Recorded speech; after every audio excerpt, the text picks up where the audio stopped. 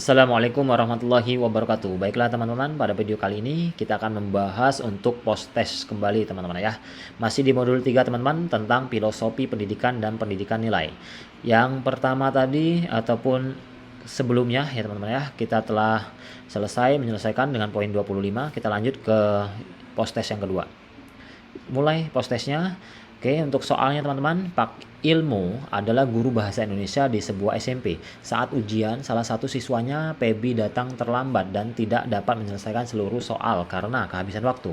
Pebi menceritakan kepada Pak Ilmu bahwa ia terlambat karena harus merawat ibunya yang sedang sakit. Kemudian ia memohon kepada Pak Ilmu untuk diberikan waktu tambahan agar dapat menyelesaikan seluruh soal. Pak Ilmu memahami bahwa kondisi ibunya memang sedang sakit dan membutuhkan kehadiran dan bantuan dari Pebi. Namun di sisi lain, memberi waktu tambahan hanya kepada Pebi dapat dianggap tidak adil bagi siswa lainnya yang mengikuti aturan dan menyelesaikan ujian sesuai waktu yang ditetapkan.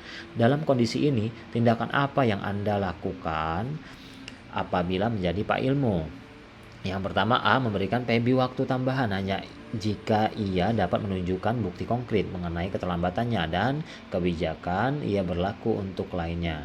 Yang B. Memberikan Pebi waktu tambahan tetapi hanya pada soal-soal yang belum dikerjakan dan memastikan bahwa keputusan ini tidak merugikan siswa lain. Yang C. Memberikan Pebi waktu tambahan karena Anda merasa perlu memberikan empati dan menyesuaikan kebijakan dengan situasi yang dihadapi siswa. Yang D. Memberikan Pebi waktu tambahan karena Anda telah mengenal baik dengan Pebi dan mengetahui bahwa ia memiliki motivasi belajar yang tinggi. Yang E. Memberikan Pebi waktu tambahan namun Anda tetap menegurnya karena telah membuat Anda harus meluangkan waktu lebih untuk menunggunya. Jadi jawaban yang paling tepat adalah yang A. Memberikan Pebi waktu tambahan hanya jika ia dapat menunjukkan bukti konkret ya teman-teman ya. Kita masuk ke soal nomor 2 teman-teman. Soal nomor 2, Anda adalah seorang guru yang mengajar di sebuah sekolah di kota besar. Salah satu siswa baru Anda, Rudi, baru saja pindah dari desa bersama keluarganya karena orang tuanya pindah pekerjaan. Rudi tampak canggung dan kesulitan beradaptasi dengan lingkungan kota yang serba cepat dan penuh teknologi. Selain itu, ia juga merasa asing dengan materi yang diajarkan di kelas karena tidak relevan dengan latar belakangnya yang terbiasa dengan kehidupan desa. Sebagai guru, Anda ingin memfasilitasi kebutuhan belajar Rudi yang mungkin berbeda dengan siswa lainnya. Namun, Anda khawatir hal tersebut dapat berdampak pada keseimbangan dengan kebutuhan siswa lainnya.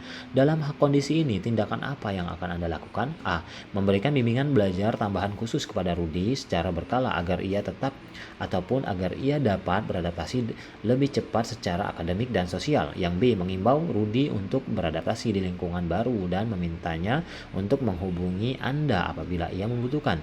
Yang C. Melibatkan orang tua Rudi dalam komunikasi rutin untuk memahami dukungan belajar di rumah dan menjembatani kesenjangan budaya. Yang D.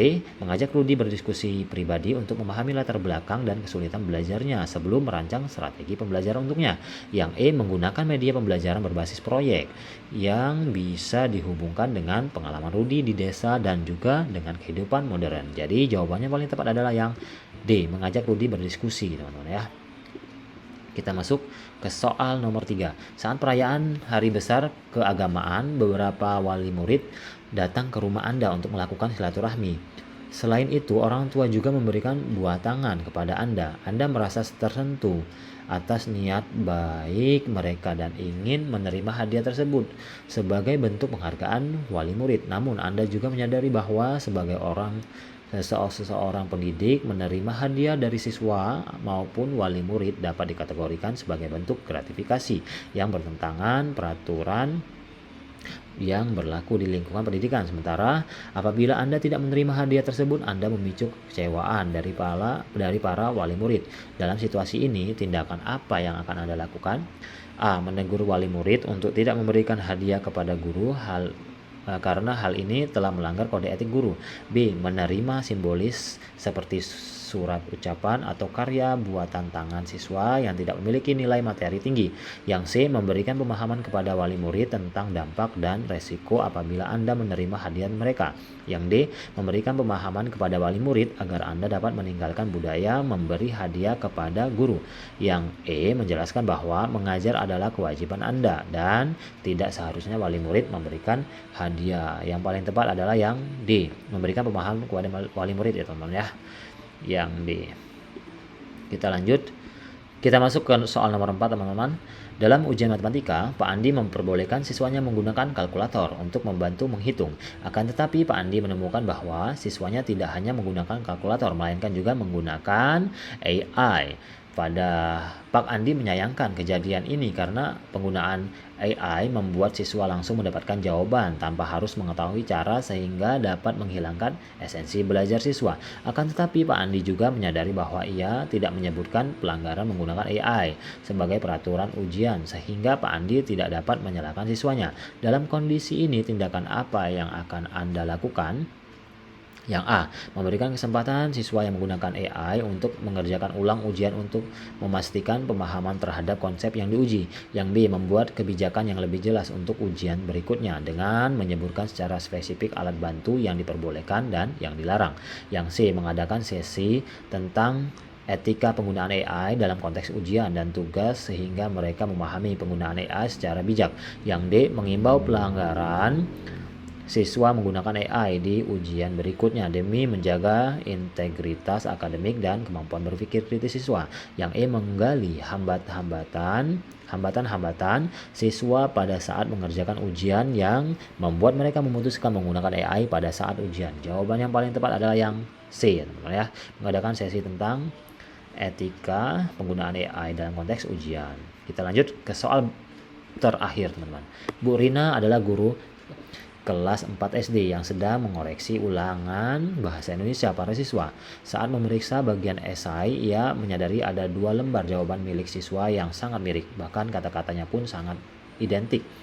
Setelah diselidiki, ternyata salah satu dari mereka menyontek saat ulangan berlangsung. Bu Rina ingin menanamkan nilai kejujuran sejak dini dengan cara yang tegas dan mendidik, tetapi ia juga khawatir apabila kasus ini dijadikan pelajaran akan membuat siswa yang melakukan merasa malu dan menghilangkan kepercayaan diri. Di sisi lain, ia tidak ingin membiarkan tindakan tersebut dianggap hal yang biasa.